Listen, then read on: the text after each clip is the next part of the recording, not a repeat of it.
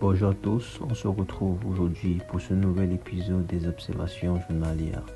Voyons ensemble ce que le marché nous propose pour cette journée sur GBP USD. Déjà, en daily, qu'est-ce que nous constatons?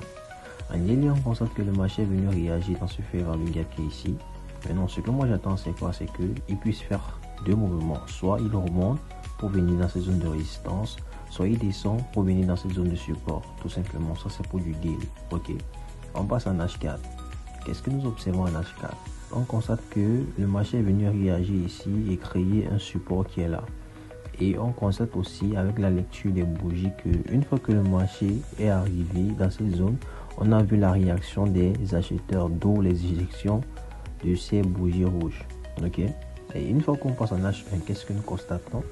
Une fois que le prix est venu réagir dans cette zone de support et résistance qui est là, on a une bougie haussière d'avalement, vous voyez, une bougie haussière d'avalement, ce qui nous montre et nous indique déjà ici que les acheteurs se sont positionnés déjà là.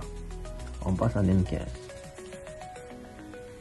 En M15 ici, vous allez constater que nous avons une droite de tendance là qui a été cassée. Donc nous avons déjà eu ici un breakout de la trendline. Et ensuite, nous avons eu une cassure de la structure avec ce coach qui est là.